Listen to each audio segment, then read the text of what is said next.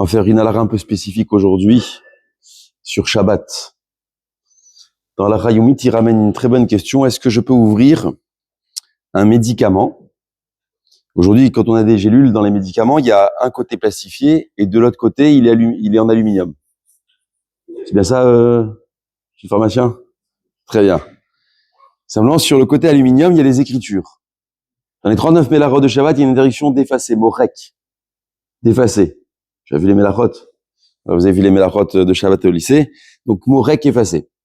Simplement, l'interdiction de effacer d'après la Torah, c'est effacer à la condition de réécrire, qui est interdit. Dans la Torah, c'est j'efface pour réécrire. Comme j'avais une feuille blanche, j'efface l'écriture et je réécris dessus. En l'occurrence, ici dans le médicament, on risque pas d'arriver à effacer pour écrire sur l'aluminium. Bien sûr, je peux pas lire, je peux plus lire, ça s'est effacé, mais je n'ai pas fait l'interdiction de la Torah. Alors, est-ce qu'il est permis d'ouvrir les gélules Shabbat? Alors, on ne me racontez pas l'histoire de la maladie, pas de la maladie. On va faire un autre exemple. Pardon? Tu ouvres par devant, ça fait encore un peu plus compliqué par devant, parce que c'est vrai, tu peux ouvrir par devant. Et je vais ramener juste très rapidement un point. Je sors dans la rue parce qu'il neige. Voilà, il neige à Paris en ce moment. C'est tempête de neige aujourd'hui à Paris. Vigilance, je sais pas quoi, pas d'avion, rien du tout. Très bien, je sors dans la rue, je marche. J'ai écrasé la neige. C'est interdit d'écraser la neige. Alors comment je sors pas de la maison?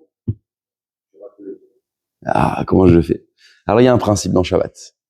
Un principe qu'on doit écouter aujourd'hui, au moins écouter. Il y a ce qu'on appelle l'omikaven et d'elonirale. Pour transgresser un ordre des rachamim, là en l'occurrence c'est les rachamim qui nous ont imposé de pas déchirer ou d'effacer ou bien de marcher dans la neige, c'est eux, parce qu'il y a écrit dans la Torah que c'est seulement si j'efface pour écrire que je suis dans l'interdiction de la Torah, mais si juste effacer, c'est l'interdiction des rachamim. Il y a un principe qui s'appelle profiter de l'action, de un, profiter de l'action, et deuxièmement, j'ai l'intention d'effacer la chose.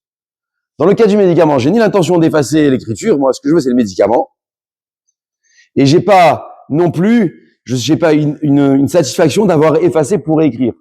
J'ai ni l'un ni l'autre. Alors après, vu qu'il manque ces deux principes-là, alors tout est permis. Pareil dans la neige. Je marche dans la neige. Moi, mon intention, c'est quoi? C'est de marcher. C'est pas d'écraser la neige pour en faire de l'eau. Donc, j'ai ni l'intention d'écraser la neige, comme c'est dit, et deuxièmement, je n'ai pas un profit d'avoir écrasé la neige. J'ai aucun profit. Donc, à ce titre-là, ça va devenir permis. Et comme ça, dans toutes les mélachot de Shabbat, dès que je n'ai pas l'intention et que ce n'est pas un profit pour moi direct, ça va devenir permis. C'est comme ça que vous avez vu au lycée. Justement, écraser la neige pour avoir un profit de la neige. Par exemple, écraser pour avoir de l'eau. Voilà. Mais là, c'est pas le cas. Moi, je veux marcher. Exactement. Exactement. Ça implique également la même halakha concernant les portes métalliques dans la rue. Je ne suis pas au courant que la porte automatique va s'ouvrir de côté de Nice Étoile. C'est d'avoir chez l'omikaven. Moi, j'ai pas l'intention. Moi, je marche dans la rue. Et ensuite, je vais délonir aller. J'ai aucune satisfaction qu'elle s'ouvre ou pas. Maintenant, je veux rentrer, c'est autre chose. Mais là, je veux pas rentrer, je marchais. Je n'ai pas fait d'interdiction. C'est ce que je viens de dire. C'est ce que je viens de dire. Si c'est des lots nirales et je n'ai aucune satisfaction et je suis pas mis de caven, il n'y a pas on peut éviter, on évite. Si maintenant, voilà. Maintenant, quand c'est un vrai malade, il n'y a plus de questions. Voilà. Encore, oui. Marcher sur la plage. Pourquoi? Non, mais maintenant, si je me trouve dans un endroit où je vais marcher pieds nus, c'est comme la plage, c'est pas l'endroit où marcher des chaussures. Alors les traces que je vais faire, ou bien c'est pas d'interdiction, sous la pluie. Vous imaginez si on dit aux gens, c'est interdit de faire des traces, c'est écrit, c'est interdit de faire des traces. Quand il pleut, je fais des traces. Alors quoi, je marche pas. Voilà, donc c'est ce que je dis. Mais même si ça, on t'aurait dit, c'est combien de temps que ça reste? À vie, pas à vie. Mais il pleut sur 300 jours. Je marche pas. C'est pas Midkaven. Voilà, c'est pas Midkaven, j'ai pas l'intention. Et ensuite, c'est des longs râlés, je n'ai aucune satisfaction à ce que ça reste. Même si ça reste, j'ai aucune intention. J'ai aucune satisfaction. Oui. Et si on n'est pas sévère pour ça, on n'est pas dans la neige et le médicament. Pourquoi on est sévère pour la lumière du frigo pour l'oublier de... Parce qu'on dit que c'est nirhalé. Là-bas, on dit qu'on a un profit de voir un peu mieux. Ah, parce qu'on dit qu'il y a un profit. Il y a un profit de voir un peu mieux, c'est pour ça. Tu distingues mieux les choses. Voilà. Ça peut te mettre en l'air ton Shabbat quand même, mais... Effectivement, ça peut être en l'air ton Shabbat. Concrètement, c'est très bien qu'on s'en fiche complètement, cette lumière. C'est pour ça, tu dis je t'en fiche, mais c'est pas sûr que tu t'en fiches. C'est pas sûr. Voilà. Et ensuite, tu vas avoir un autre débat. C'est que quand tu ouvres le frigo et que la lumière elle s'allume, dans toute la semaine, quand tu ouvres, tu es rassuré. Quand elle s'allume pas, tu te dis peut-être le moteur il est à l'arrêt. Là, tu as un vrai profit de faire attention que ton frigo il est pas cassé. Vous savez, c'est dans la psychologie de la personne. Quand tu ouvres, tu veux que tout marche bien. Donc dans Shabbat, quand tu vois que tu ouvres et que la lumière elle s'est pas allumée, j'ai mince. Et quand elle s'est allumée, ça te rassure. Alors effectivement, Shabbat c'est interdit. Il faut voir jusqu'où on a un profit que la lumière elle s'allume. Mais pareil c'est ce que j'ai ramené. Tu marches dans la rue, il y a plein de lumières automatiques dans la rue.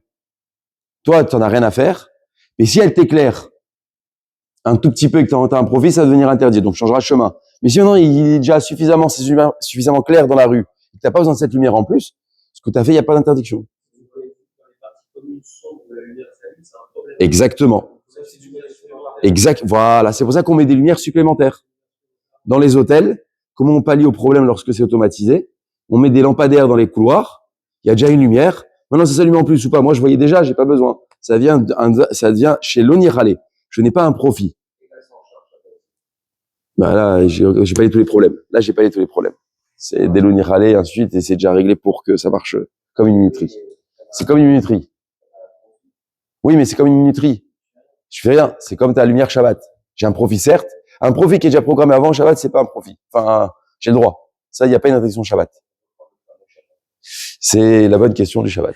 Chazak ou Effectivement, oui. Chazak.